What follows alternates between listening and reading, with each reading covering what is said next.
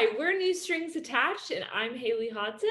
I'm Sonia Westberg, and today we're interviewing Kyle Gordon. My name's Kyle Gordon. I'm a composer living here in Los Angeles, and I wrote a piece called Dittany for the both of you. Yeah. Talk about it today. So we definitely want to know about your inspiration for the piece, like where the title came from, and you can just like go off on that. Yeah, I was thinking about that, like when you said you wanted to like do this, I'm like, what was my actual inspiration for the piece? And I was like thinking back on it, and I think initially it was just the two of you. Like, what kind of piece would Sonia and Haley like to play? And so I ultimately thought of something joyful and fun as like an overarching thing in the piece. When I started writing, I just finished this book by Madeline Miller. It's called Circe. It's a story about a ancient Greek goddess, and she is a witch. And in her potions and spells that she casts, she uses Dittany, which is a magical herb. I think it also made an appearance in Harry Potter. Yes, I was going to ask you about that. I was like, is this whole piece about Harry Potter? No, it really wasn't a Harry Potter inspired piece, but it's been used in like a bunch of spells, like in stories for centuries. So showed up in Harry Potter too. Yeah, I was definitely Googling and I saw like it's a shrub like found on like mountainous areas of Greece. Yeah. Have you ever been to Greece or? No, I haven't. I really, really, really want to go. That'd be a super fun trip. Yeah, we can premiere the piece in Greece. That sounds great. And so the piece isn't like programmatic, like it's not telling any specific story from beginning to end, but you know, like when you finish a book, like that feeling lingers with you. And so especially like I was wrapping up that book when I wrote that intro to the piece, which is kind of a bit ambiguous and also just like kind of pretty and maybe a little magical, you know, like it was that kind of vibe that I was going for. And I just tried to keep that throughout the piece as much as I could. Yeah, that's where I started with that piece. It just getting that intro, because that really defined the sound of like what was to come and like the general harmonic landscape that the entire piece was going to take place in. Well, we love playing it. Like it's so much fun. Like I'm really all of it, but we were curious, like what are your favorite parts of the piece? I'm really glad you guys are having fun playing it, because I was just like, you know, initially I was just like, I just want to write a piece that they're going to have fun playing and that like people listening to it will have fun listening to.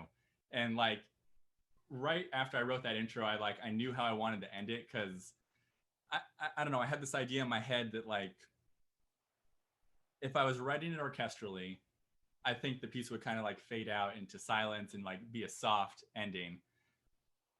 But I felt like there was enough soft moments in this, like people wouldn't know when to clap at the end of the piece. And so I really wanted like a hard like button kind of ending on it to make people like, you know, play it and then want to clap. So that was like part of the initial idea.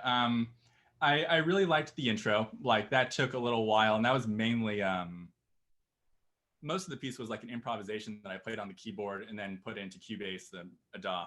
And once I like kind of had a decent idea, I went back and like edited it and like conformed it to fit within what it had to. So it was that initial intro idea, and then there was like a transition that I'm glad didn't become the tone of the piece. Like it was this kind of like Disney-esque transition that was, and I didn't know at the time, like, is that what this piece is going to turn into? Like that kind of brightness. And it didn't, and I'm glad for that. But I think the transition works nice. And then I wanted something that like was exciting and like pushed forward, because everything so far was just kind of spacey, and that transition was slower too. And so I thought the waltz would be fun. And so from the initial idea of I should write a waltz to what you hear was quite a process. That one didn't come super easy, because there's the initial like that idea, right? And that's like what I had. I'm like, that's cool. All right. And then you had to write, you know, the next 40 or 50 bars of it. So that took a while to figure out how to work. And then at that point, like I knew I wanted this sound in the piece.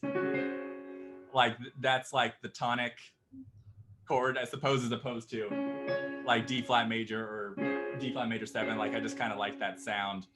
And so that's what most of the waltz is, and that like comes back throughout the piece, like that kind of quality of chord, I suppose. So yeah, we go through the waltz. We have the A section, we have the B section, which goes to A flat, and then at that point there was like a 5-pedal, like that E flat whole dominant section where you guys are building and building and building and speeding up.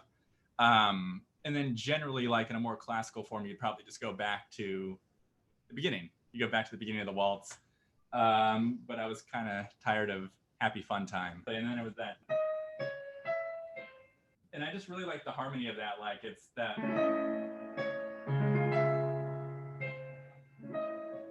Something like that, like the A Lydian and then like the D flat major, but with the sharp 9 with the E on top, which I thought was nice. And then I had to write that section, which I'm thankful that I had to write that for 2 harps, actually. Us too. Yeah. Because in order to play that line, it like required a very specific like setting for the pedals. And so that kind of made decisions for me because there's only so many like diatonic triads with that pedal setting, like which ended up being like interesting harmonies. Like I think it was like D flat major, E major, F major, and A major. And then you had augmented chords of all those, and you had minor chords of 3 of the 4. And so you only had those chords to choose from unless you started messing with the pedals.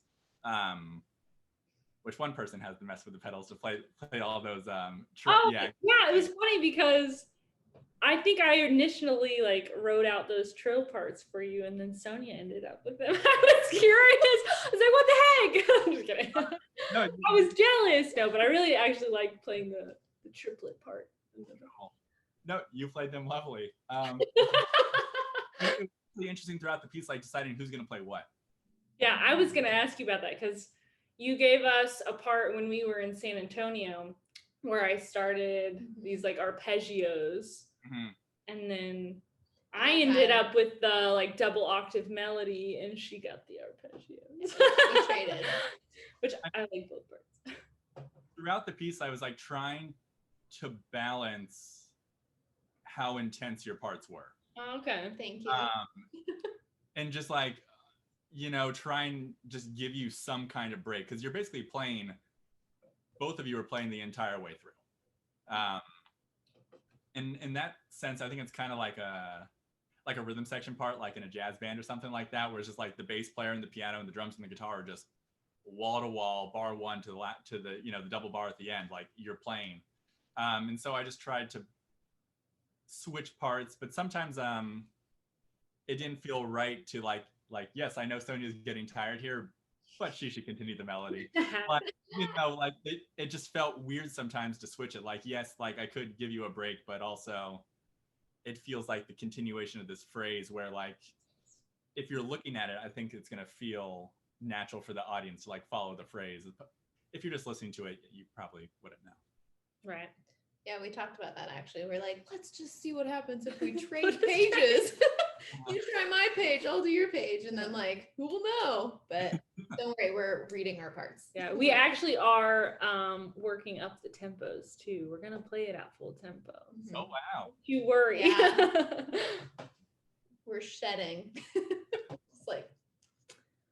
So, I feel like there is like, and that was like another thing, like writing for the harp is like, what does the harp not necessarily do well? And some of it was just like, you know, the dynamic range of the instrument. Like you don't get these really, like in an orchestra, you have bass trombones and you have timpani and you have piano, and like you could like really play loud in the low register. And that's not something that your instrument really does. And so it was a way of like, to try and find a way to literally just write the notes in a way that conveyed the different dynamics. And so like when that like darker theme comes back, when at like the very end of the piece where it has like a more long romantic version of it, like in my head it's just, you know, a string melody, right? Just carrying that line, and the strings are doing that and the brass would be playing those chords, and coming up with like a way for the harp to sort of emulate that would just, for me, required like, you're just gonna have to play a lot of arpeggios because you need that wash of sound to like occupy all that space. So it was interesting writing for the harp. This took a long time to write. Like I think I put in about 80 hours. And so yeah, like it just took time. Like because the piece is, I didn't want to write something. It's not really my style either, but like to write something like hyper modern. Like I like writing melodies, and that's kind of my style. And it's vaguely cinematic as well, and it comes a little bit more out of like light music tradition, which is a very like melody heavy like British style, like in like the 1950s and 60s and like early Hollywood stuff, and like so that sense of like form and melody is what I like doing. The issue when doing that for two harps is you have to like sustain that for 10 minutes, and there's not a whole lot of variation of attack. Like it's all plucky and it all has decay, and so it kind of guides you in a way of like you have to write this kind of thing because this is what's going to really sing on this instrument thing. Did you put any because I haven't noticed any quotes in the piece, because when you sent us one version there was like a start, I was like, this is Claire de Lune, and you're like, yeah, that'll probably be thrown in there at some point, but I don't think it is, right? No, I took that out. Yeah, like at the end of my files, like I just have like sketches, like, and I always cut them off before I send them to you. Like there's just nonsense for like another 100 bars after like what I send you guys that are just things that I like kind of came up with and I didn't want to forget because like maybe they'll come back. No, there's no quotes in here really. There's very loose quotes. So it's after like you have the dark melody at the end of the piece, right? And then Sonia, you're going like like the E with the F. Like Mario. Mario. Oh yeah, Mario! I think of like the coins. It's like I love that part. That the only reason for that E chord was like I happened to listen to like some flamenco guitar, and like they would like in the key of like A minor or whatever, like they'd throw in that F in their E chords just because it like works on the guitar. And so I was like, oh, that's kind of cool. So I put that in there, and then we go into that fanfare that Haley plays. And in my head, that was like the fanfare from Hercules. Nice. Yeah. It doesn't really sound like that. It's by no means a like direct quotation, but like it was like that kind of thing. It evokes that, like. Yeah. And so like there were just like loose quotations of. Yeah, just like inspiration. Yeah. Yeah. Cool. So the Hercules section / the Mario section. I feel like I'm Hercules and you're Mario. So. Okay. Because I'm not like, I know exactly what he means. Personality. Oh no. I know exactly what he means when he says the Hercules. Like, I don't know, #Disney, but you know. Yeah. And so I feel like that worked its way in there too, just because like in the past few years, like I spent a lot of time studying Disney music, and I really like that style. And so bringing that in ways that I think is fun. And I think the sevenths, I thought they were like really bright and exciting sounding, and like you could imagine them like in trumpets. Anyway,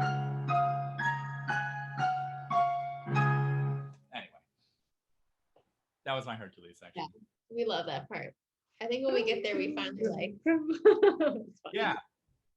And that's also like what I was feeling when writing. I was like, I want like a fanfare, like something needs to open up, because we've just had like this entire long, like semi-dark, old school, like romantic film melody. And like Sonia, you've been playing like a bunch of just arpeggios for 50 measures or something like that. Mm. And then Haley has the melody there, right? It was kind of like a taxing section. And so by the time like I got out of there, like it was time for something joyful. Yeah. I'm so glad. I really like all the waltzes too. Yeah, it was really fun writing those waltzes and like coming up. I was really happy with the B section of the waltz too. I thought that like that think the grace notes too. Yeah. That ended up being like a theme throughout the piece. Like they kept coming back. So I like how they sounded. Throwing them in there. That with sevenths. Yeah. Yeah. What else? I remember listening like right when you first sent like the first clip and like just like the opening section. Actually, I was listening with Keith and he was like, well, shoot, I think he did it. He's like, he wrote a harp piece. This is gonna be good. And I was like, yeah. and I couldn't decide in the beginning. We were trying to decide which part we wanted. I mean, we only had like a couple measures. I was like, oh, I just love the like opening material, we were not like arpeggios, but not fighting over it. But then like... the like your solo, that first solo, I just really like that part. And I was like, oh, okay, you can have it. We fought. Which one were you talking about? The letter A. Yeah, before the waltz, she has like a solo. Oh yeah. Yeah, it's like that was the part that I didn't know if it was going to be like a recurring thing. Like that was the right. Yep. Mm-hmm. It's like kind of its own little thing. It is its own little thing. Yeah, however it goes. Anyway. What I'll say with your piece, I don't feel like it's okay, it's my turn and then it's your turn. It's my turn, it's your turn. There were times when I thought about doing that, just like trading off, going back and forth and like, having melodies like that. But ultimately I thought it'd be more satisfying to like just finish the phrase. Like just oh yeah. Just play the line all the way through. Like I don't see a reason to, in this piece at least, like to shift and jump around. Call and response, like. Yeah, there wasn't much of that. Like there's that that ballady soft part that like Sonia, you have like the main solo in that like somewhere in the middle of the piece, which I thought there like everyone just needed a break, like from the listener, from all the sound, and also just like from the intensity of everything that had been happening, just to like slow it way down and just do very comfortable harp stuff. Yeah, and then your part comes in with that, like you have that like the one little harp fill in the intro. I love that part, but you're like, what am I doing here? I'm like, what am I doing? How do I play this? What is the rhythm? Let me count. Yeah. Triplet. Da da da da da da da da da. Yeah. This part was an accident. It wasn't intentionally written. Really? Yeah, and I really liked how it came out because I was just like, I had the grouping of whatever your part is playing there, Haley, and then I was just like, copy and pasting that, like, okay, I need to hear this like 9 times, and then I was going back and listening to like that moment, and then like the music just stopped right there, and I was like, literally, there's just a bar missing in your part because I copy and pasted it, and I was like, place for a harp fill, and then added it after the fact. And I thought it was nice. I thought it was a little threat in that phrase. Yeah, it's like it's out of nowhere, but it's fun. I'm really, really excited to hear you guys play it. Like it was super fun, like writing this and like, sending you guys messages and just being like, what do you think of this? How does this work? Like that's a fun way for me to write. Like I like collaborating in general. We don't have anything like this, I don't think. Like I feel like it could become really popular, like with the harp community. So curious, like where can harpists buy your music? Like on your website, or would you ever like be interested in just like putting it on like harp.com, harp column music, or would you just like want it on your official page? I don't know the answer to that question. What would you guys do? Because like I think you should put it on like harp column music or harp.com, because like people like me looking for just more duo music, or for my students or whatever, I just scroll through a lot of music, and there's not a ton of duo music, and I mean, people like to play with their friends. Yeah, that'd be super cool. Like, as I was writing this, is like, it would be great to publish this. It would be great to have like other people play it, and I just wanted to write a fun piece for harp that people would be like excited to listen to. And that was like another thing in my mind, just like I just really didn't want to write a boring piece, because I thought it'd be so easy to turn into that, because it just could be this wash of mezzo forte arpeggios, and like to have like a shape to it was important to me. But I would love to have other people playing it, so I think that's a good idea. I'm really proud of the piece.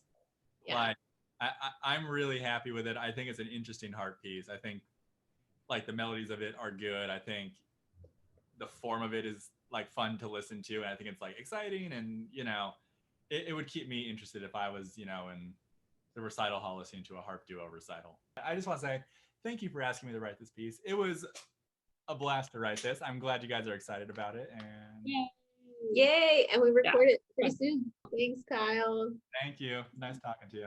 Bye. See you later. Bye. Bye.